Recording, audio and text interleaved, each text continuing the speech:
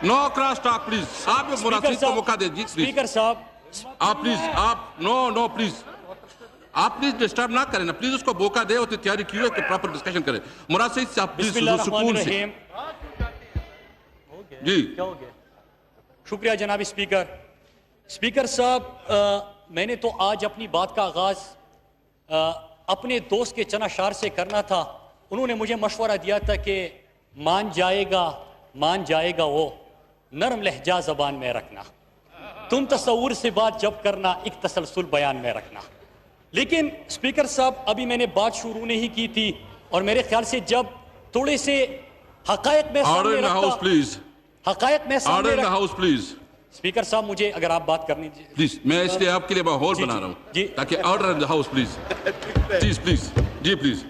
Speaker साहब, मैंने जब हकायक सामने रखने थे तो उसके बाद शायद मैं बोल देता कि मैं आईना हूं, दिखाऊंगा दाग चेहरों के, जिसे बुरा लगे वो सामने से हट जाए। स्पीकर साहब, एक एक करके मैं एक एक सवाल को एड्रेस करूंगा। सबसे पहले मौसूफ ने कहा कि जब प्राइम मिनिस्टर साहब ने कौम से खिताब किया तो उस वक्त कौम सो रही थी, और मैं यहां पे सोच रहा था कि अगर पूरी कौम जाग भी रही हो, दिन का उजाला भी हो, लेकिन जिस जबान में वो आप बात कर रहे हैं हमारी पाकिस्तानी कौम को तो उसकी समझ ही नहीं है। आप किससे मुखातिब हो? दूसरी बात उन्होंने की, बार बार हुक्मरान का लफ्ज इस्तेमाल किया। स्पीकर साहब, वो अपनी जगह सही थे क्योंकि वो हुक्मरानी के लिए आते हैं। ये हुकूमत, जमहूरी हुकूमत जो है वो अवाम की खिदमत के लिए आई है और जमहूरियत में हुक्मरान नहीं हुआ करते। स्पीकर साहब, इसके बाद इन्होंने कहा कि अमीरों के लिए अलग पाकिस्तान और गरीबों के लिए अलग पाकिस्तान है। ये वाहिद बात है जिससे मुझे इत्तिफाक करना पड़ रहा है कि प्रोडक्शन ऑर्डर जारी करके अमीर ही इस पार्लियामेंट में आ रहे, मेरा गरीब जो जेल में सड़ रहा है उसको तो कोई पार्लियामेंट लाके आजादी नहीं दे रहा। अब स्पीकर साहब, जरा तारीख के ऊपर जाते हैं। इन्होंने मुशर्रफ का भी जिक्र किया, जनरल जिया का भी जिक्र किया, अयूब खान को शायद भूल गए। अयूब खान का पोता उमर अयूब यहां पे बैठा हुआ है, और बड़ी खूबसूरत बात की थी कि भुट्टो साहब ने अयूब खान की तारीफ में जो आर्टिकल लिखा था वो तारीख का हिस्सा है, ये पोता भी उस तरह नहीं लिख सकता। लेकिन स्पीकर साहब, जब ये इस किस्म की बात करते हैं कि पाकिस्तान की तारीख में पहली दफा 22 साल जदोजहद के बाद एक पार्टी हुकूमत बनाने में एक डेमोक्रेटिक प्रोसेस से कामयाब हुई, तो बार बार इनकी तरफ से तंजिया जुमले और यहाँ पे प्राइम मिनिस्टर साहब को मुखातिब किया जाता है। आज मैंने सोचा कि जरा तारीख का मुतालिया करके इनसे बात की जाए। असल में स्पीकर साहब, ये इस किस्म की गुफ्तगू इसलिए करते हैं कि मैं ये किताब लेके आया हूं कंडोलीजा राइस का, और जब एनआरओ के लिए ये कोशिश कर रहे थे तो आपको पता है स्पीकर साहब, इन्होंने एनआरओ से पाकिस्तान के लिए नहीं, अमेरिका के भी पांव पड़े, कंडोलीजा राइस के पांव पड़े। और स्पीकर साहब, उसमें लिखा क्या जाता है, जरा मैं आपके सामने रखता हूं। वो कहते हैं कि जब एनआरओ का वक्त आया तो इनके पार्टी के चेयरमैन ने वहां पे कंडोलीजा राइस से क्या बात की और उनके ऊपर कौन सी चीजों का बोझ था, जरा आज पूरे पाकिस्तान के सामने रखते हैं। यह अक्टूबर की बात है, और अक्टूबर में बेनजीर भुट्टो जब उनसे बात कर रही थी तो सबसे पहले उन्होंने कहा कि Bhutto and her colleagues be immunized in the multiple corruption case against them, including the one against her husband Mr. Zardari। कि सबसे पहले तो जो करप्शन के चार्जेस इनके ऊपर है, इनके पार्टी के ऊपर है, जो मनी लॉन्ड्रिंग के केसेस है, उनको और उनके जो शोहर है जरदारी साहब की बात की कि इससे निजात दिला दीजिएगा। दूसरी बात क्या कहते हैं कि क्या could she become prime minister again, क्योंकि आईनी कदगन था कि तीसरी दफा आप वजीर आजम नहीं बन सकते, लेकिन पांव किसके पड़े हैं वहां पे, कंडोलीजा राइस के। उनसे बात कर रहे हैं कि आप लोग क्या हमें वजीर आजम बना सकोगे। तीसरी बात आगे क्या करते हैं, तीसरी बात करते हुए कहते हैं and finally Would Musharraf support her return to Pakistan before the election? ये है पेज नंबर 608, 609, 610। ये पूरी एनआरओ की कहानी है, कोंडलीजा राइस की किताब है। पूरा पाकिस्तान पढ़ ले और फिर उसके बाद क्या कहते हैं, आगे जाके कहते हैं the deal was announced on October 4 और 18 अक्टूबर को तशरीफ लाया जाता है कि केसेस बंद, मनी लॉन्ड्रिंग के ऊपर बात नहीं, करप्शन के ऊपर बात नहीं, मुझे तीसरी मर्तबा वजीर आजम बना दो। इससे नुकसान क्या होता है स्पीकर साहब? वो कहते हैं कि झुका देगा तेरी गर्दन खैरात का पत्थर, झुका देगा तेरी गर्दन ये खैरात का पत्थर, जहां में मांगने वालों के ऊंचे सर नहीं होते। और फिर बारी आती है, और फिर बारी आती है स्पीकर साहब, बारी आती है ये ओबामा's वार, एक और किताब है कि जब मेरे वजीरिस्तान, अभी मौसूफ बात कर रहे थे ना, अभी मौसूफ बात कर रहे थे स्पीकर साहब कि वो 2 MNA जो है उनके प्रोडक्शन ऑर्डर जारी कर दो, बड़ी मोहब्बत जाग रही थी सर। लेकिन जब आप डील के ऊपर आए अली, जब आप डील के ऊपर आए तो फिर उसके बाद क्या होता है? जब आपने डील किया, आप झुक चुके हो, तो फिर उसके बाद आपको उनकी बातें माननी पड़ेगी। ये यहां पे CIA के डिप्टी डायरेक्टर और एक्स NSA के डायरेक्टर, उनके साथ मुलाकात है जरदारी साहब की।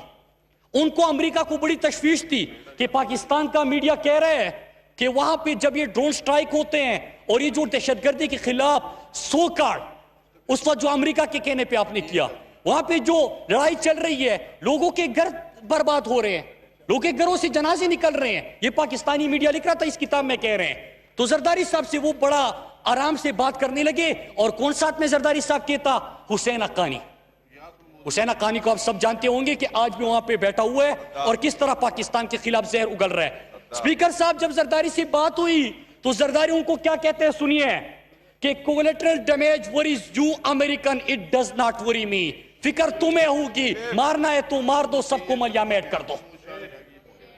आज, और ये उस वक्त की बात है जब इमरान खान वजीरिस्तान वालों के लिए न सिर्फ आवाज उठा रहा था, प्रोटेस्ट कर रहा था, हमने लॉन्ग मार्च वहां पे किया, हमने वहां पे धरना दिया कि इस दहशतगर्दी की जंग में हमारे पाकिस्तानियों के, खुसूसन वजीरिस्तान की इसमें बात हो रही है कि वजीरिस्तान के घरों से जनाजे निकल रहे हैं। लेकिन जरदारी साहब से जब बात होती है इन्हीं चीजों के ऊपर, कहता है कि कोलेटरल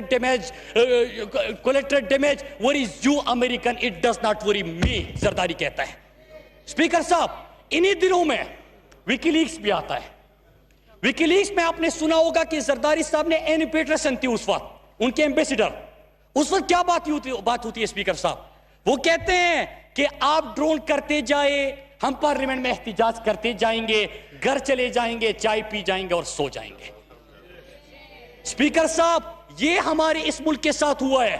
वजीरिस्तान वालों को जब वहां पे दुकान गिर रहे थे, जनाजे उठ रहे थे, लोगों के आशियाने उजड़ रहे थे, ये मौसूफ वहां पे इस किस्म की बात कर रहे हैं। और एनआरओ तो आपने देख लिया कि ये बार बार सेलेक्टेड जब करते हैं तो ये खुद इन्हीं तरीकों से आए हैं और उनके आगे झुके थे, वो लेके आए, उनसे डिमांड किया। अब स्पीकर साहब आगे आते हैं, मौसूफ ने एक और बात की और बार बार कह रहे हैं कि पार्लियामेंट आ जाते हैं, कि भी तकरीर करते हैं कि मैं तो मासूम हूं, मुझे ये फेक अकाउंट्स में पता नहीं कहां से लेके आए। मैं बजट के ऊपर आऊंगा, उसके एक एक चीज का जवाब दूंगा, लेकिन जरा रिकॉर्ड दुरुस्त करके आगे बढ़ते हैं। स्पीकर साहब कहते हैं कि मैं तो मासूम था, मुझे क्या पता ये फेक अकाउंट्स और ये सारी चीजें। स्पीकर साहब, आपको पता है अगर ये गलत है तो कल ही ये सू कर ले और अभी तक क्यों नहीं किया? यहां पे बड़ी इंटरेस्टिंग बात हो रही है। 3 नवंबर की on the late afternoon of November 3, Bhutto makes phone call to loved one and close advisor to get her affairs in order. The NSA is listening. They have been listening to her calls for months, including an earlier call she made to her son, Bilawal. In that call, she told him about the secret bank accounts that hold the family's fortunes, huge reserves of money that investigators have long suspected are ill-gotten. Speaker साहब, हमारे यहां पहाड़ी इलाके में और देहात में जब हमें घर से फोन आता है बड़ों का, तो हमें नसीहत करते हैं कि आपने हमारी गैर मौजूदगी में घर किस तरह चलाना है, आपने अगर यूनिवर्सिटी आपको बेचते हैं, हॉस्टल बेचते हैं, आपको नसीहत करते हैं कि आपने अपनी रिवायत नहीं भूलनी। यहां पे कल जाके उनको फेक अकाउंट्स की आपस में बात होती है कि कहां पे आपका कौन कौन सा अकाउंट है, और फिर उसके बाद ये फेक अकाउंट्स वाली कहानी आप सबके सामने आ जाती है।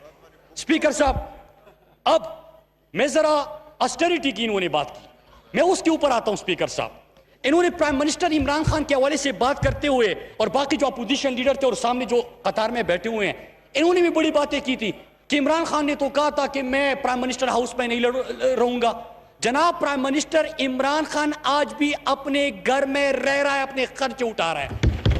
स्पीकर साहब, दूसरी बात, प्राइम मिनिस्टर इमरान खान के घर की तरफ जो सड़क जाती है वो इमरान खान ने अपने पैसे से बनाया और खुद उसका पैसा दिया। इमरान खान की सिक्योरिटी के ऊपर और जो सिक्योरिटी वाल फेंसिंग हुई वो तमाम का तमाम जो है वो पार्टी फंड से अदा किया, वो भी सरकार के पैसे से अदा नहीं किया गया। अभी इमरान खान को यूके के प्राइम मिनिस्टर ने बुलाया था साउथ अफ्रीका के मैच के लिए, लेकिन जो फलाई रियासत की बात करते हैं, जो कौम का दर्द रखते हैं, उनकी तरफ से यही सवाल होता है जो मेरे और आपके प्राइम मिनिस्टर इमरान खान ने किया। उन्होंने कहा कि इस विजिट से पाकिस्तान को क्या फायदा, कहते कि अफ्रीका का मैच है, मैच भी देख लेंगे। इमरान खान ने कहा कि मैं कौम का पैसा और वक्त ऐसे बर्बाद नहीं कर सकता, सिर्फ पैसा नहीं वक्त का भी तहफ्फुज़ करूंगा। लेकिन स्पीकर साहब, जरा आ जाते हैं इनके खर्चे के ऊपर, और मैं चैलेंज करता हूं कि मैं जो बात आज कर रहा हूं, एक एक चीज का मेरे पास डॉक्यूमेंट है और मैं आपके सामने पेश करते हुए ये जरूर कहूंगा कि हुजूर ये है वो जराए, लेकिन ये असली होंगे। इसके बाद स्पीकर साहब कोई कतरी खत नहीं आएगा। अब जरा आते हैं इनके खर्चों के ऊपर स्पीकर साहब, कि इन्होंने जब प्राइम मिनिस्टर हाउस में पिछली दौर की मैं पहले बात करूंगा कि प्राइम मिनिस्टर उस वक्त के नवाज शरीफ, उनका इलाज आपको पता है, ये कह रहे हैं बार बार, और उनके साहबजादी तो रोज ट्वीट करके कहते हैं कि वो तो तनख्वाह भी नहीं लेता था। अब जरा मैं आपके सामने फैक्ट्स रखता हूं, और ये सारे डॉक्यूमेंट जो है इसमें सीएम हाउस, पीएम हाउस, तमाम डॉक्यूमेंट्स उनके सेक्रेटरी के सबके साइन शुदा डॉक्यूमेंट्स हैं। उसमें क्या होता है स्पीकर साहब, बड़ी इंटरेस्टिंग चीज है। पहले तो नवाज शरीफ का जो इलाज जुलाई मई 2016 में जब वो यूके गए, खुसूसी तैयारा उसका इंतजाम किया जाता है, नवाज शरीफ साहब को उधर लेके जाते हैं। अब बात आती है इलाज की, इलाज भी सरकारी खजाने से।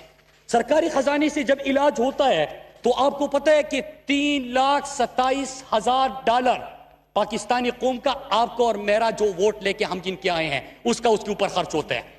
जो जिहाज वहां पे भेजा गया स्पीकर साहब, जो जिहाज वहां पे भेजा गया, और फिर जुलाई में उनको वापिस लाने के लिए जो 34 करोड़ का टोटल खर्चा हुआ, वो भी मेरे और आपके टैक्स के पैसे से और पाकिस्तानी कौम के टैक्स के पैसे से। जनाब, यहां पे बात खत्म नहीं होती।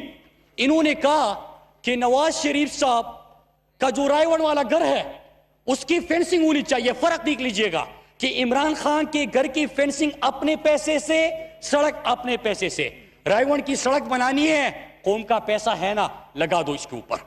फेंसिंग होनी है तो फेंसिंग के ऊपर क्या करते हैं कि 28 करोड़ 36 लाख मेरे और आपके पाकिस्तानी कौम के खजाने से उसके ऊपर लगा दिया जाता है। 100 करोड़ से ज्यादा उनकी घर की सिक्योरिटी पे लगा दिया जाता है। सीसीटीवी कैमरास पाकिस्तानी कौम के खजाने से लगाया जाता है। और आगे सुनिएगा,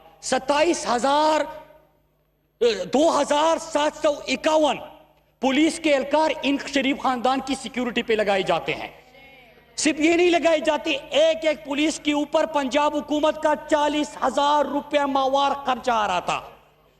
इस हिसाब से देखा जाए तो सिर्फ 5 सालों के अंदर 200 करोड़ से ज्यादा सिर्फ इनकी सिक्योरिटी के ऊपर लगा। स्पीकर साहब, यहां पे भी बात खत्म नहीं होती। एक नोटिफिकेशन है मेरे पास, और ये मैं आपको दूंगा, रिकॉर्ड का हिस्सा है, और आप सहाफियों को भी दे दीजिएगा। नोटिफिकेशन निकलता है 18/4/2017। शहबाज शरीफ जो इंतहाई सादगी जिंदगी गुजार रहे हैं, जो बड़ा दर्द था उनके अंदर गरीबों का, उन्होंने क्या कहा कि यार हेलीकॉप्टर की जरूरत है मुझे, ये हेलीकॉप्टर ठीक नहीं, कुछ अच्छा से हेलीकॉप्टर लेते हैं। उसके लिए M1711E हेलीकॉप्टर लिया जाता है 130 करोड़ पाकिस्तानी कौम के खजाने से। लेकिन कहते हैं कि जनाब ये घर के खर्चे कौन उठाएगा, जरा कैंप ऑफिस का नोटिफिकेशन निकाले जो कि मेरे हाथ में है।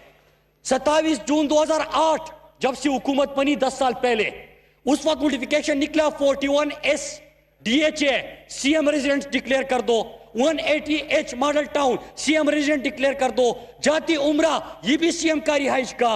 और एक और नोटिफिकेशन निकलता है, मुझे इस घर की समझ नहीं कि इस घर में कौन रहता है, house number 8/7 block A street 31 DHA। ये एक और घर सामने आया कि इसका खर्चा, इसके मुलाजिमीन, इसकी सिक्योरिटी, इसकी फेंसिंग, इसके खाने, इसके एंटरटेनमेंट, ये पाकिस्तानी कौम के खजाने से दे दो। स्पीकर साहब, सिर्फ इनके जो VVIP फ्लाइट एक एक दफा लेते थे, 34 मिलियन पाकिस्तानी खजाने से शहबाज शरीफ ने खर्च किया। लेकिन यहां पे इक्तिफा नहीं किया, हेलीकॉप्टर भी लिया, VVIP फ्लाइट्स भी ले रहे हैं, लेकिन 34 करोड़ का जो यहां पे वफाक का वजीर आजम का जहाज था उसको भी इस्तेमाल किया। 5 करोड़ इनके बच्चों ने, कि इनके बच्चों ने भी तो रायवन जाना है, रायवन से वापिस इस्लामाबाद आना है, किस तरह अपने खर्चे पे जाएंगे, क्योंकि उनके पास, उनके तो लंदन में तो क्या पाकिस्तान में भी कोई जायदाद नहीं है। तो वो भी इन्होंने पाकिस्तानी कौम के खजाने से जारी किया। स्पीकर साहब, ये तमाम अखराजात जो इनके हुए हैं बकौल इनके कि ये खुद अपनी जीब से अदा कर रहे थे, और जो मेरे पास डॉक्यूमेंट्स है, और 10 साल जो एक एक घर के ऊपर खर्चा हुआ होगा, ये तमाम डॉक्यूमेंट्स आज मैं आपके सामने देते हुए इस बात का भी ऐलान करता हूं कि कल ही हम इनको बिल भेजेंगे, और जो एक्स्ट्रा और इलीगल पैसा इन्होंने खर्च किया है ये पैसा वापस कर दें। अब स्पीकर साहब आते हैं, जरा जो अभी बात कर रही थी परफॉर्मेंस की, मैं अपनी परफॉर्मेंस भी बताऊंगा, क्योंकि जमहूरियत है, हम अवाम की अदालत में खुद को पेश करेंगे, आपके एक एक सवाल का जवाब देंगे। लेकिन उससे पहले मैं चंद सवाल करता हूं कि आपकी 10 साल हो गए कि आपकी सिंध के अंदर हुकूमत है, और इन्होंने परसों एक बात की थी तकरीर में, वो मेरे दिल को लगी। इन्होंने कहा कि मेरे बुजुर्ग वालिद को गिरफ्तार किया गया और मेरी बहन के आंखों में आंसू आए, उसको रुलाया गया। स्पीकर साहब, मैं सवाल करता हूं कि 50%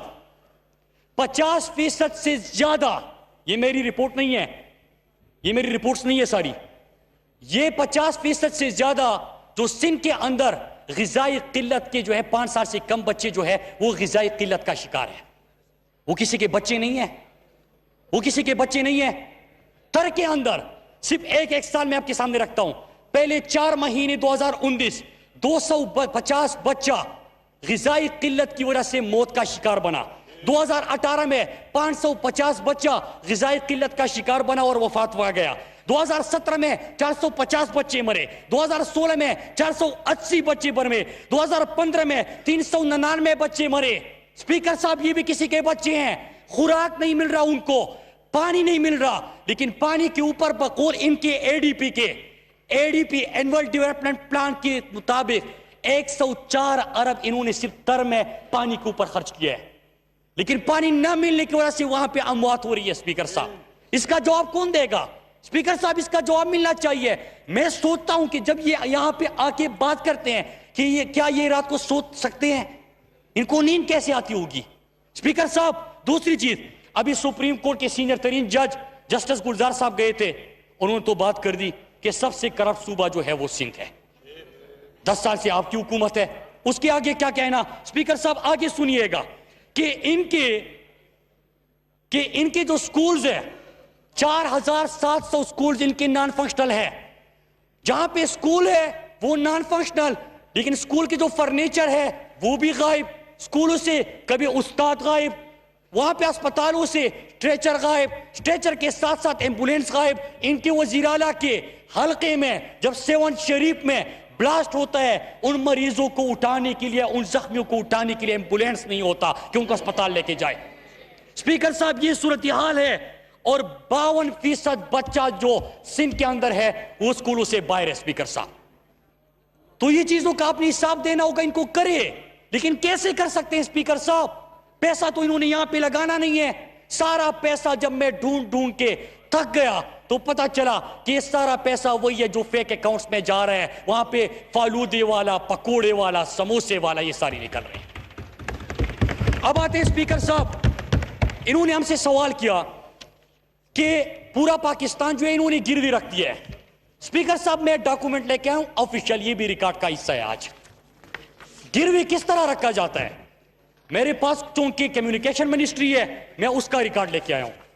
हमारा लाहौर इस्लामाबाद मोटरवे गिरवी रखा इन्होंने, लाहौर चकवाल सेक्शन M2 गिरवी रखा इन्होंने, हफीजाबाद लाहौर सेक्शन M2 इसके ऊपर भी $1 बिलियन कर्जा लिया, पहले वाले के ऊपर लिया, ये भी गिरवी रखा इन्होंने। चकवाल हफीजाबाद गिरवी रखा इन्होंने, फैसलाबाद पिंडी बटिया M3 गिरवी रखा इन्होंने, इस्लामाबाद लाहौर M2 गिरवी रखा, पूरा लाहौर से इस्लामाबाद तक इन्होंने इस्लामाबाद लाहौर M2 का एक एक पैकेज बना के गिरवी रख के इन्होंने, इस्लामाबाद पेशावर M1 गिरवी रखा इन्होंने, फैसलाबाद पिंडी बटिया गिरवी रखा इन्होंने, एक के ऊपर $60 करोड़ कर्जा, $1 बिलियन कर्जा, $50 करोड़ कर्जा, ये गिरवी रखा। यहां पे इक्तिफा नहीं किया, रेडियो पाकिस्तान की बिल्डिंग गिरवी, एयरपोर्ट गिरवी, PTV गिरवी। हमसे पूछते कि आपने ये कर्जा क्यों लिया, आपने सारा पाकिस्तान गिरवी रखा था, डिफॉल्ट हो रहे थे, हमने पाकिस्तान को बचा लिया और उनको दे दिया। स्पीकर साहब फिर उसके बाद आते हैं कि इन्होंने हमसे पूछा कि आपने क्या किया है। बड़ा अच्छा सवाल है स्पीकर साहब। पहले पूरी पाकिस्तानी कौम को जो मैंने वजीरिस्तान का वाकया सुना दिया यहां पे, कि इवन के अमेरिकन फिक्रमंद थे कि पाकिस्तानी मीडिया, ये जो हमारे बहादुर सहाफी है, ये उस जंग को कवर कर रहे थे, कि इन्होंने कोलेटरल डैमेज दिखाए, अवाम के जनाजे दिखाए, उनकी दुकानें मकानात तबाह होते दिखाई। जब ये सारी चीजें दिखाई स्पीकर साहब, तो जरदारी उनको कहता है कि आप फिक्रमंद हो, मुझे तो फिक्र नहीं है। अब इमरान खान आया है जिसको फिक्र है, और मैं आपको बताता हूं कि उन्होंने क्या रखा है। पहले सुनिएगा वजीरिस्तान के हवाले से और फाटा। वहां पे सबसे पहले नार वजीरिस्तान के अंदर अस्पताल PM ने ऐलान किया, बजट में रखा गया है, आपने नहीं पढ़ा। वहां पे स्पोर्ट्स ग्राउंड वजीरिस्तान में रखे गए, आपने नहीं पढ़ा। फिजिबिलिटी स्टडीज, इंडस्ट्रियल जोन, वहां पे वापडा के लिए सिर्फ तकरीबन $5 बिलियन 500 करोड़ सिर्फ और सिर्फ बिजली कीमत में उमर आयूब साहब ने उनके लिए रखा हुआ है। फिर सुनिए, हर एजेंसी के अंदर डैम्स भी बनेंगे, रिहेबिलिटेशन। सुनिए, जो लोग वहां पे चले गए हैं, मैं जरा आपसे पूछता था कि आप कह रहे हैं कि मोहसिन दावड़ और एक दो आम बंदों की बात कर रहे हैं, आपकी हुकूमत थी जब ऑपरेशन हुआ, और क्यों हुआ वह मैंने आपके सामने रखा। लेकिन वहां पे लोगों के घर क्यों नहीं बनाए, उनके दुकानें क्यों आबाद नहीं की, उनको कंपेंसेशन क्यों नहीं दिया। इमरान खान ने बजट में जिन दुकानदारों का नुकसान हुआ है, जिनका सामान जल के राख हो गया, जिनके घर जले, जिनके घर उजड़े, जिनके घर मसमार हुए, उन तमाम के लिए प्राइम मिनिस्टर इमरान खान ने वजीरिस्तान वालों के लिए इस बजट में रखा हुआ है। स्पीकर साहब, मेडिकल कॉलेज भी बनेगा इंशाअल्लाह वजीरिस्तान के अंदर, यूनिवर्सिटी भी बनेगी इंशाअल्लाह वजीरिस्तान के अंदर। हमारा सीपेक के साथ कनेक्टिविटी, इनका एक टनल है जिसका नाम है बारंग टनल। बारंग टनल से एक्सप्रेसवे स्वाद से मिला के सीपेक के साथ फाटा की कनेक्टिविटी को इस बजट का हिस्सा बना दिया गया है। रेस्क्यू 1122 पूरे पाकिस्तान में था, खैबर पख्तूनख्वा में हमने उसका आगाज कर दिया, और अभी हम पूरे फाटा के 7 एजेंसियों में और 7 FR जो थे साबिका, वहां पे 1122 का आगाज हो गया। हर वहां पे इस तरह खैबर के अंदर डैम, औरंगजेब के अंदर 2 हमारे लड़कियों के लिए कॉलेजेस, वहां पे टूरिज्म के फरोग, स्किल डेवलपमेंट सेंटर, 1100 मिलियन सिर्फ और सिर्फ नौजवानों के लिए इंसाफ रोजगार स्कीम का इस बजट में रखा गया है। स्पीकर साहब, इस तरह सड़कों कीमत में हर जिले के लिए, हर एजेंसी जो साबिकाती जिला है अब, उसके लिए सड़कों कीमत में पैसा रखा गया है। साफ पीने के पानी के मसाइल, जो कि सिंध के अंदर, आपको सिंध का रिपोर्ट कह रहा है कि सिर्फ 18% जो सिंध के अंदर लोग हैं उनको साफ पानी मिल रहा है, सेफ ड्रिंकिंग वाटर सिर्फ 18% लोगों को। मतलब कि आपके 82% जो पानी पी रहे हैं वो उनके लिए जहर है, ये सिंध के अंदर कह रहे हैं। जनाब स्पीकर, ये हमने फाटा के लिए रखा। अब पाकिस्तान के ऊपर आते हैं। स्पीकर साहब, मैं इनसे गिला नहीं करूंगा, मैं इनसे गिला इसलिए नहीं करूंगा कि अब इनकी जो पार्टी की क़यादत है, इनको क्या पता कि जो सड़कों के ऊपर हमारे पाकिस्तानी सोते थे स्पीकर साहब, आपको पता है लाहौर के अंदर जब साउथ पंजाब से लोग दिहाड़ी के लिए वहां पे अस्पताल के लिए अपनी इलाज के लिए आता था, वो तो या अस्पताल का फीस दे सकता था, वहां पे दवाई ले सकता था, या अपनी रिहाइश का इंतजाम कर सकता, और सड़कों पे सोते थे। इमरान खान ने जब ये देखा अपने दौर के पहले महीने के अंदर लाहौर से शेल्टर होम का आगाज किया। कराची में शेल्टर होम है, मर्दान में है, स्वात में बनने जा रहा, पिशावर के अंदर है, ये खान के अंदर है, बलूचिस्तान के अंदर है। जनाब स्पीकर कि जो मजदूर तबका थे, स्पीकर साहब आपको इस चीज का एहसास होगा क्योंकि आपका उन इलाकों से ताल्लुक है जहां पे हम रेड़े वाले को सीने से लगाते हैं, इनको उनके उस चीज का फिक्र नहीं है, समझ नहीं है। स्पीकर साहब आज मेरा मजदूर जब शेल्टर होम आप चले जाए, मैं अपने सहाफियों को कहता हूं और आपको भी कहता हूं कि एक दफा हर पार्लियामेंटेरियन शेल्टर होम का दौरा करे, उनकी कहानी सुने। वो खुश है, वो इसलिए खुश है कि जब वो जाता है, रावलपिंडी आता है, इस्लामाबाद आता है, उसको ये फिक्र नहीं होती कि मैं रहूंगा कहां पे, उसको ये फिक्र नहीं होती कि मैं खाऊंगा क्या, वो सिर्फ कमाने की टेंशन है उसको कि अपने बच्चों को भेजूं। उनकी जिम्मेदारी इमरान खान ने उठा ली। स्पीकर साहब दूसरी चीज, एहसास प्रोग्राम का जिक्र किया। एहसास तो तब होना कि आप भी हमारी तरह इन अस्पतालों में इलाज कर चुके हो, एहसास तो तब होना कि हमारी तरह इन स्कूलों में आपने तालीम हासिल की हो, एहसास तो तब होना कि जब आपने भी, आपको तो इस किताब में कहा जा रहा है कि आपको जब 12 साल पहले इनकी उम्र क्या होगी, टीनेजर, तो उसमें क्या कहा जा रहा है कि ये आपके फेक अकाउंट्स हैं, यहाँ पे आपके अकाउंट्स बने हैं, बेटा जब जरूरत पड़े निकाल लीजिएगा। इनको पता नहीं होता स्पीकर साहब।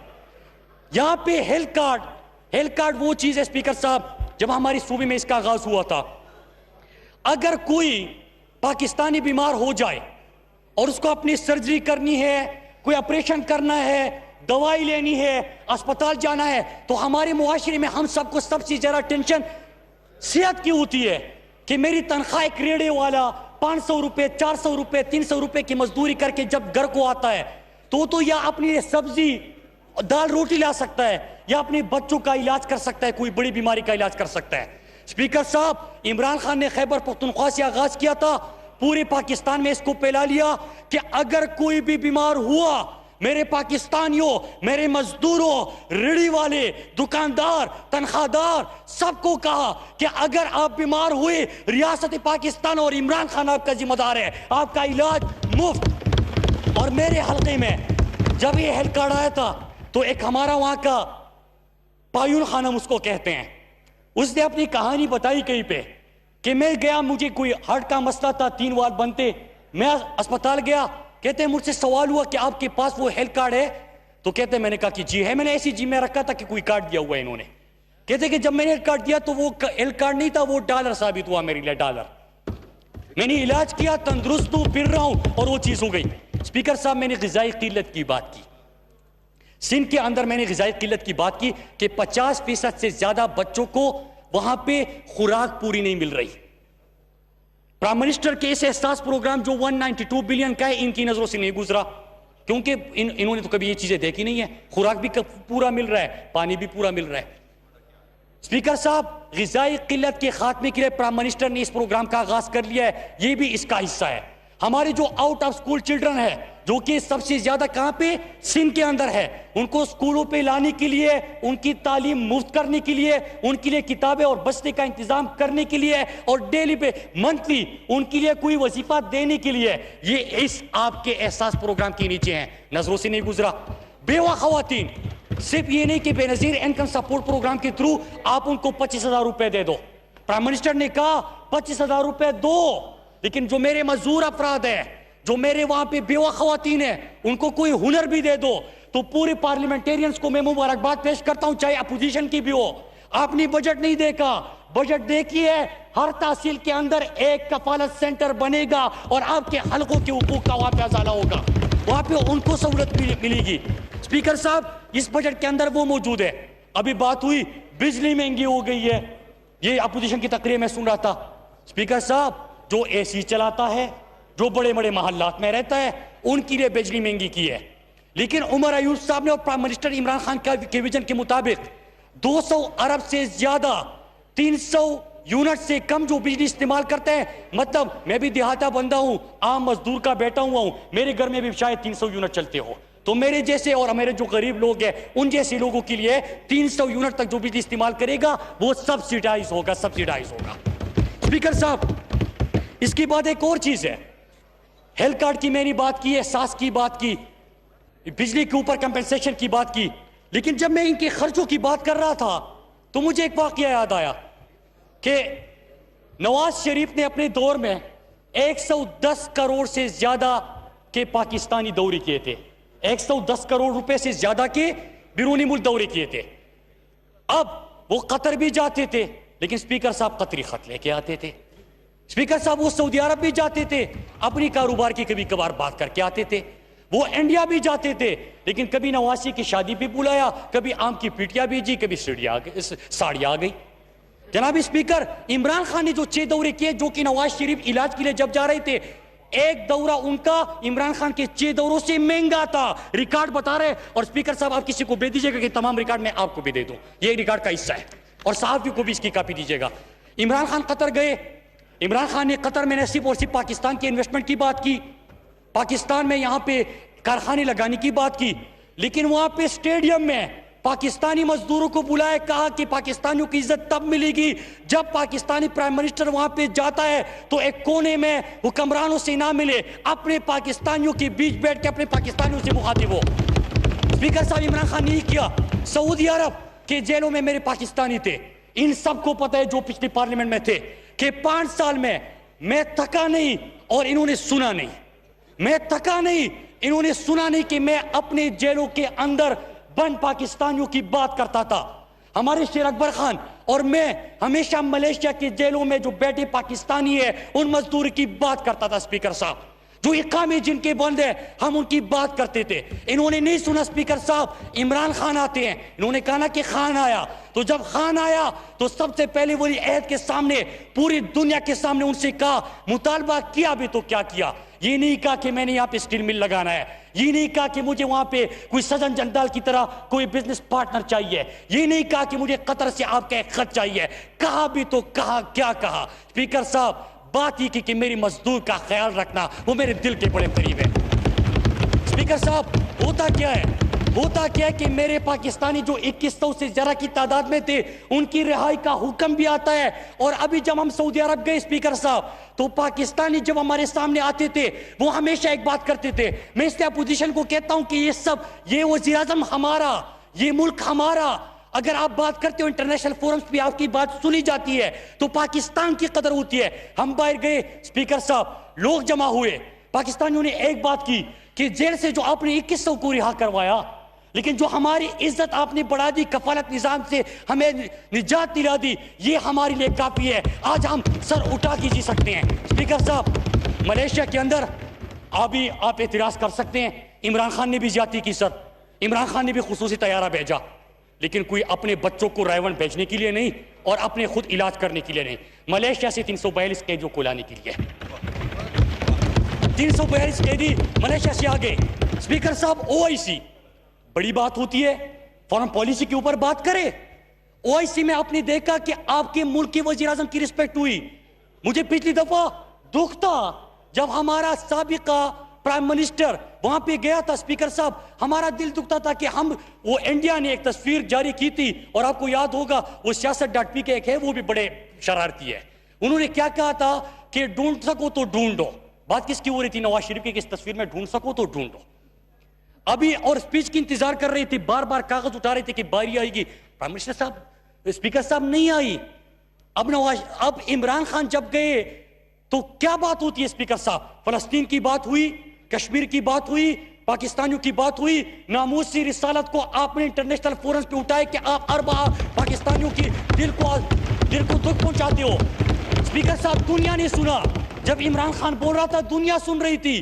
किसकी इज्जत हो रही है? आपकी मुल्क की इज्जत हो रही है, अप्रिशिएट कीजिए। स्पीकर साहब, अब जब प्राइम मिनिस्टर इमरान खान गए थे, पहले क्या कहते थे कि ढूंढ सको तो ढूंढो, नवाज शरीफ के हवाले से, इस दफा ढूंढ सको तो ढूंढो, मोदी ढूंढो, क्योंकि इमरान खान को ही सारा प्रोटोकॉल मिल रहा था वहां पे। स्पीकर साहब, इसके बाद आप देखिए कि जब इनकी हुकूमत और उससे पहले तो जो जिनका हाल मैंने बताया, हुसैन हक्कानी तो आज भी इनका बैठा हुआ है और जरदारी किस तरह झुक झुक के उनको कहते हैं कि जितना मार सकते हो मारो, पाकिस्तानियों को फिक्र ना करो, मैं हूं ना संभाल लूंगा। तो स्पीकर साहब, जब इनकी दौर थी, दौर में क्या होता था स्पीकर साहब कि ट्रंप का बयान आता और एक तो हर बंदा जो है, इनके जितने वजीर खारजा होते, इनके वजीर आजम होते, पता नहीं को क्या शौक था कि हर महीने इनको डांट खाने की आदत पड़ गई थी, हर महीने जाते अमेरिका, डांट खा के वापिस आ जाते। वो ट्रंप ट्वीट करता, पाकिस्तान को धमकी देता, कहते कि डू मोर, और ये पाकिस्तानियों पे शुरू करते। लेकिन अब इमरान खान आया, ट्रंप ने डू मोर नहीं कहा, उसने आंखें दिखाई, लीडर खड़ा हुआ, क्योंकि उसके ऊपर कोई मनी लॉन्ड्रिंग के केसेस बाहर दुनिया में नहीं है, उसके बाहर अकाउंट्स नहीं है। इमरान खान खड़ा हो गया।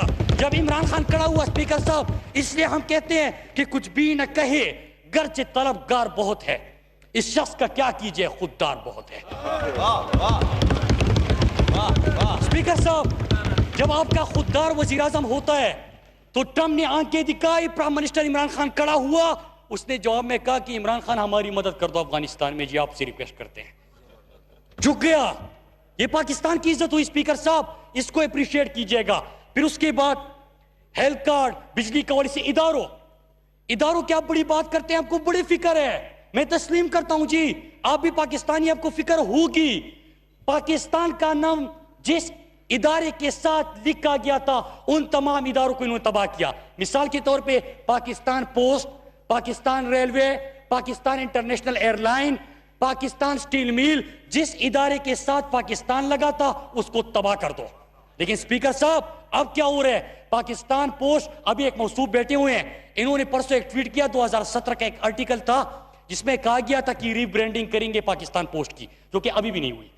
उस आर्टिकल को कोट करके मौसूफ ने कहा कि मुराद सईद जिन पाकिस्तान पोस्ट के ऊपर क्रेडिट लेने की कोशिश कर रहे हैं, जो इनकलाबी इक़दाम हुए हैं, वो असल में नून ने शुरू किए थे। हालांकि जिस आर्टिकल में लिखा गया था वो एक भी मैंने नहीं किया, मैंने उससे हटकर इसको इनकलाबी इक़दाम किए।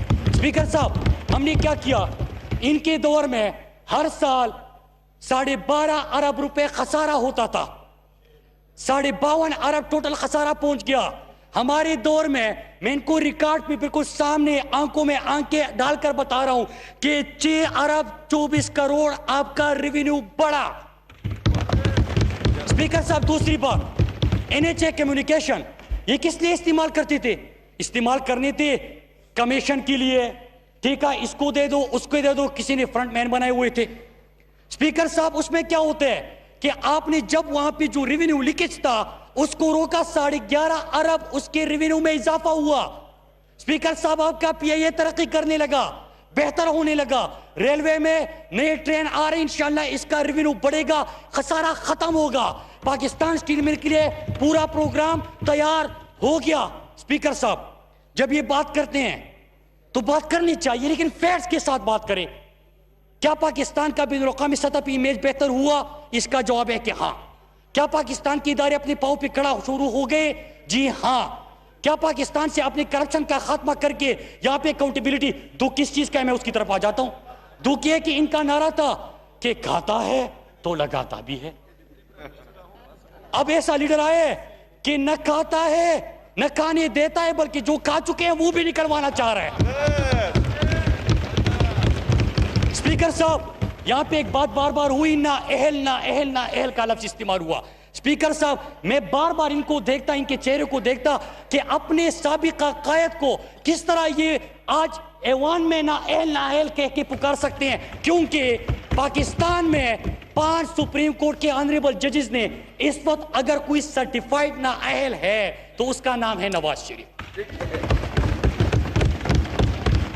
स्पीकर साहब, इसके साथ मैं जरा सियासी चीजों के ऊपर आता हूं, क्योंकि मैंने कामयाब नौजवान प्रोग्राम की मैंने बात नहीं की। 100 अरब हमने पाकिस्तानी नौजवानों को रखा है, उनको हुनर सिखाएंगे। ये कहते हैं कि हमने BISP शुरू किया था, BISP भी चल रहा है, लेकिन हम साथ में खवातीन को हुनर भी दे रहे हैं। हम अपने नौजवानों को न सिर्फ मछली खिला रहे हैं, बल्कि मछली पकड़ने का हुनर भी सिखा रहे हैं, तो वो भी शुरू कर दिया है। स्पीकर साहब, हाउसिंग बड़ा इनको तकलीफ है ना, रोटी कपड़ा मकान का वादा इन्होंने लगाया था, वो सारा इन्होंने वापस ले लिया। लोगों का मकान भी छीना, रोटी भी छीनी, कपड़ा भी छीना। लेकिन स्पीकर साहब, हम पूरा कर रहे हैं, हम है ना, आपने इमरान खान के ऊपर यकीन किया है, इत्मीनान किया है। अब सुने, हम है ना, आप कह रहे हैं ना कि खान आया था, खान आया था नहीं, खान आया है और अभी भी है। स्पीकर साहब, 50 लाख करोड़ क्वेटा के अंदर प्रोग्राम शुरू हो गया, इस्लामाबाद के अंदर हो गया, कराची के अंदर हो गया, अब 50 लाख घर भी बनेंगे, इससे 40 इंडस्ट्रीज भी चलेगी। आप लोगों ने 40 साल पहले नारा लगाया था कि छत प्रोवाइड करेंगे, छत आप लोगों ने छीना था, हम पाकिस्तानियों को छत प्रोवाइड करेंगे, इसका आगाज हो गया। स्पीकर साहब, एक और चीज सुनिएगा, एक और चीज सुनिएगा कि वजीर आजम साहब इस वक्त 10 लाख से ज्यादा पाकिस्तानियों के लिए एक पोर्टल बनाया कि पाकिस्तानी खुद अपने वजीर आजम से डायरेक्ट रब्ता कर सके। 10 लाख से ज्यादा लोगों ने अपनी शिकायत भेजी, इमरान खान ने खुद उसको सुना, उसके ऊपर नोटिस लिया, एक्शन लिया और उसके बाद जो है उनका अजाला हो गया। स्पीकर साहब, मैं 2-3 सियासी बातों का जवाब देते अपनी बात खत्म करूंगा, मुझे पता है कि आपने दूसरों का मौका दे रहे हैं। स्पीकर साहब, एक चीज होती है कि यहां पे आके रोजाना कोई प्रोडक्शन ऑर्डर पे आ जाए, सवाल करता है कि जो नेब गर्दी है, फिर उसके बाद सवाल होता है कि इमरान खान ने जो कमीशन बनाया ये किस मकसद के लिए है। स्पीकर साहब, पाकिस्तान के पिछले 10 सालों में इन्होंने 24,000 अरब का कर्जा दिया। कर्जा लेके सिंध के अंदर तालीम की हालत मैंने आपको बता दी कि सबसे ज्यादा out of school children Sindh के अंदर, सबसे ज्यादा स्टंटेड ग्रोथ सिंध के अंदर, गुर्बत की लकीर से नीची जिंदगी जो गुजार रहे हैं सबसे ज्यादा सिंध के अंदर। जनाब स्पीकर, 82% लोगों को साफ पानी मुयस्सर नहीं, तो ये पैसा आपने कहां पे खर्च किया कि आपका इदारे तबाह, आपके स्कूल तबाह, आपकी तालीम तबाह, और ये एक ऐसा अस्पताल। स्पीकर साहब, एहतिसाब इसका इसलिए होना चाहिए कि एक ऐसा अस्पताल नहीं बन सका जहां पे मियां बरादरान का खुद अपना इलाज हो सके। वो एक रोजाना, उसकी बेटी कल भी प्रेस कॉन्फ्रेंस कर रही थी कि हार्ट अटैक भी है, टेम्परेचर भी है, गुर्दा भी खराब, दिल भी खराब, पाँव भी खराब, तबीयत भी नासाज, ये सारी बीमारियां उन्होंने गिनी। उन्होंने ये गिना और कह रहे पाकिस्तान में इलाज नहीं हो सकता, जाना है तो बाहर। शहबाज शरीफ, पाकिस्तान में इलाज नहीं हो सकता, जाना है तो बाहर। हमजा शहबाज साहब की साहबजादी, इलाज पाकिस्तान में नहीं हो सकता, बाहर। इसाक डार, बाहर। स्पीकर साहब, 24,000 अरब लेके आप एक ऐसा अस्पताल नहीं बना सके और आप हमसे पूछते हैं कि हम एहतिसाब क्यों कर रहे हैं? अपना एक अस्पताल नहीं बना सके। स्पीकर साहब, स्पीकर साहब, स्पीकर साहब, आखिरी चीज, ये मईशत के ऊपर बात करते हैं। अभी बिलावल ने भी कहा कि इन्होंने फाइनेंस मिनिस्टर भी चेंज किए, लोग भी चेंज किए। स्पीकर साहब, फर्क है। इन्होंने गिलानी क्यों चेंज हुआ था सुप्रीम कोर्ट के अहकामात पे कि वो इनके वालिद साहब की करप्शन की दिफा कर रहा था, और यहां पे इमरान खान कारकर्दगी का सवाल कर रहे हैं। ये फर्क है। वो इसलिए निकाला गया कि आपके अब्बू को बचाने के लिए कि स्पेस हुक्काम वहां पे खत नहीं लिखना, उसको बचाने के लिए, लिहाजा आपको अब्बू को बचाते बचाते गिलानी खुद रुखसत हो गया। इमरान खान कारकर्दगी की सवाल कर रहे हैं। स्पीकर साहब, इनके दूसरे जो साबिका वजीर आजम बैठे हुए ये बड़ा सवाल करते हैं, उन्होंने उस केस की तरफ भी हवाला दिया। स्पीकर साहब, जरा हम देखें कि उस प्रोजेक्ट में क्या हुआ था। अभी कमीशन बना, आप सब भी अपना रिकॉर्ड लेके आइएगा। मैं तो मेरी वजारत के अंदर जितने रिकॉर्ड थे, मैंने किसी को कहा भी कि आपके घबराने का वक्त हुआ है, मुल्तान शक्कर मैं दे रहा हूं, वो मैंने भेज दिया मुल्तान शक्कर वहां पे। मैं दूसरे प्रोजेक्ट भी दे रहा हूं। कह रहे कि हम डरने वाली नहीं है। स्पीकर साहब, कल यहां पे ये तकरीर कर रहे थे कि डरने वाली नहीं है। मैंने कहा कि बिल्कुल आपकी मर्जी है, हम रिकॉर्ड दे रहे हैं, आप आके सबूत पेश करें। स्पीकर साहब, जब तक हम बहस, मैं खुद आम तबके से ताल्लुक रखता हूं स्पीकर साहब, हम इस ऐवान में आए थे, एक ही स्लोगन था हमारा 20 साल पहले जब इमरान खान ने पाकिस्तानी कौम के आंखों में ख्वाब दिखाया था। वो ख्वाब क्या था कि पाकिस्तान से चोरों का, डाकुओं का खात्मा होगा, पाकिस्तान में एहतिसाब होगा और ये पैसा इनसे निकाल के पाकिस्तानी कौम के ऊपर खर्च होगा। उसी एहतिसाब के नारे के साथ हम आए हैं स्पीकर साहब। 24,000 अरब का हिसाब आपको देना होगा। और ये मौसूफ परसों जो नवाब शाह में जबान बोली स्पीकर साहब, इनको एक चीज याद रखनी चाहिए, मैं इनको उस तरफ नहीं जाता जिस तरफ ये मौसूफ गया था। मैं उनको एक इशारा देता हूं कि सुनिएगा कि वो कहते हैं कि जो ज़बान बोलेगा तू वही ज़बान बोलेंगे, जो ज़बान बोलेगा तू वही ज़बान बोलेंगे। हम पहाड़ों में पले इसका हुनर रखते हैं। स्पीकर साहब, एक बंदे को तैयार मुफ्त में एक पर्ची लहरा के उसको एक पार्टी मिल गई, वो यहां पे आके मेरिट की बात करते, अगर ये आपका मेरिट है तो मैं सलाम आपको पेश करता हूं। स्पीकर साहब, नुकसान क्या होता है? जमहूरियत को नुकसान हो रहा है कि इनको कैसे दर्द होगा उन लोगों का जो सड़कों पे जिंदगी गुजार रहे हैं। स्पीकर साहब, इनको कैसे दर्द होगा कि मेरा जो 1 करोड़ पाकिस्तानी बैरूनी मुल्क बैठा हुआ है, मजदूरी कर रहा है, उनका दर्द नहीं हो सकता। स्पीकर साहब, अगर 60% आपके लोग गुर्बत की लकीर से नीचे से गुजार रहे हैं, जिनके कुत्ते भी बाहर मुल्क से उनके लिए खाना आता हो, उसको क्या पता कि गुर्बत क्या होती है। स्पीकर साहब, इन चीजों को ठीक करना होगा। अगर कारकर्दगी के ऊपर बात करनी है, हम तैयार है। मेरे तमाम फेस आपके सामने रख के मैं आपको देने जा रहा हूं। आप मेरे सहाबी भाइयों को भी दीजिएगा कि किस तरह इन्होंने अपने ऊपर खर्चे भेजे थे। और साथ में मैं आपके वसातत से इनको बताना चाहता हूं कि आपने तो कहा था ना कि हमने खुद अपनी जेब से पैसे अदा किए, तो कल इंशाअल्लाह हम आपको रसीदें इसकी भेज देंगे और आपने अदा नहीं किया, भेज दीजिएगा। Thank you. मैं नमाज तक ब्रेक सस्पेंड करता हूं। कौमी असम्बली का इजलास स्पीकर असद कैसर की ज़ेर सदारत जारी था। बिलावल भुट्टो ज़रदानी ने यहाँ पर खिताब किया और उसके बाद अपोजिशन की जानिब से जो बातें कही गईं, जो सवालात उठाए गए, जो इल्ज़ामात थे, उसका जवाब दिया वज़ीर मवासलात मुराद सईद ने। और कुछ साबिका हुकूमतों के जो नोटिफिकेशंस थे, कुछ फैक्ट्स एंड फिगर्स सामने रखे और अपोजिशन से उल्टा सवाल किया और उनके सामने कुछ हक़ाइक़ रखे।